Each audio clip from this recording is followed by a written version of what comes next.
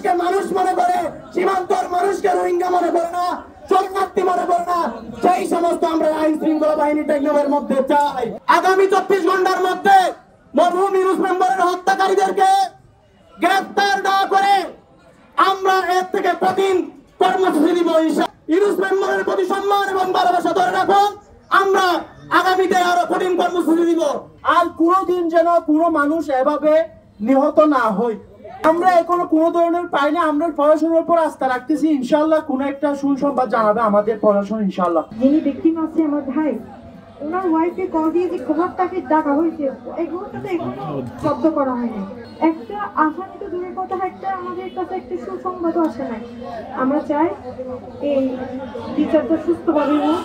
ইউনুস হত্যার 2-3 দিন পেরিয়ে গেল, আজ পর্যন্ত তার হত্যাকারীকে দূরের কথা আপনারা এখন পর্যন্ত তার ব্যবহারের গাড়িটি উদ্ধার করতে পারেননি। আপনাদের যদি শাড়ি চুরি লাগে তাহলে আমরা কিনে দিচ্ছি আপনাদেরকে। শাড়ি চুরি করে আপনারা থানার ভেতরে কিংবা আপনাদের অফিসের ভেতরে বসে থাকুন, হত্যাকারীদেরকে আপনাদেরকে ধরতে হবে না। প্রতিটি প্রশাসনকে বলতে চাই, আপনারা নিয়ম শৃঙ্খলা ঠিক করেন, অপরাধীকে আইনের আওতায় নিয়ে আসেন। আপনারা যদি আমাদের ইউনুস মেম্বারের খুনিদেরকে অতি শীঘ্রই গ্রেফতার করা না হয়, আমরা পুরা সারা টেকনাফে আমরা আন্দোলন করে বন্ধ করে দিতে বাধ্য থাকব। শিয়া বাটার ও ভিটামিনে সমৃদ্ধ লিলি বিউটি সোপ, তারুণ্যময় উজ্জ্বল ত্বকের জন্য। রিমার্ক, আমরা সুন্দর সুশৃঙ্খল জনবান্ধব টেকনাফ চাই, হানাহানি রেশারেশি টেকনাফ চাই না। আজকে ইউনুস মেম্বার, এই কিছুদিন আগে কামাল মেম্বার, এরপরে আপনি আমি, আমরা যারা রাজনীতি করে আমাদের এক একজনের এক একটা ভবিষ্যৎ রয়েছে। আমরা যদি অন্যজনের পাশে না দাঁড়াই, কালকে আপনার জন্য আমার জন্য এই দিন আসতে পারে।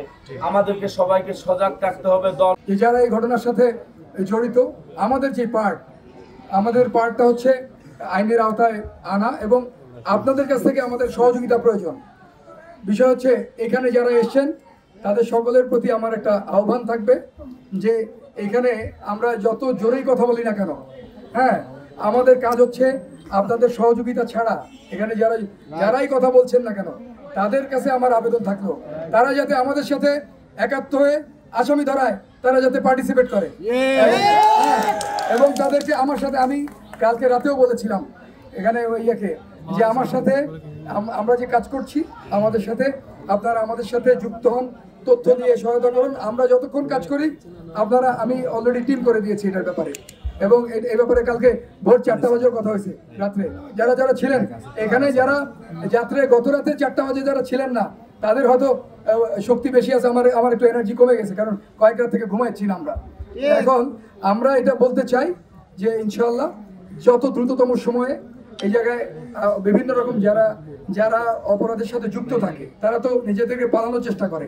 আমরা আমাদের সর্বোচ্চ চেষ্টা দিয়ে আমি কথা দিতে চাই আপনাদের, যে আমি আশ্বস্ত করতে চাই যে আমরা ইনশাআল্লাহ এই ঘটনায় যারা জড়িত, এই ঘটনায় জড়িত লোকজনদেরকে আমরা আইনের আওতায় নিয়ে আসবো ইনশাআল্লাহ। আমরা আমাদেরকে সহযোগিতা করেন, আমরা অবশ্যই এ ব্যাপারে আমি নিজেও দৃষ্টান্তমূলক শাস্তি দাবি করছি। ধন্যবাদ।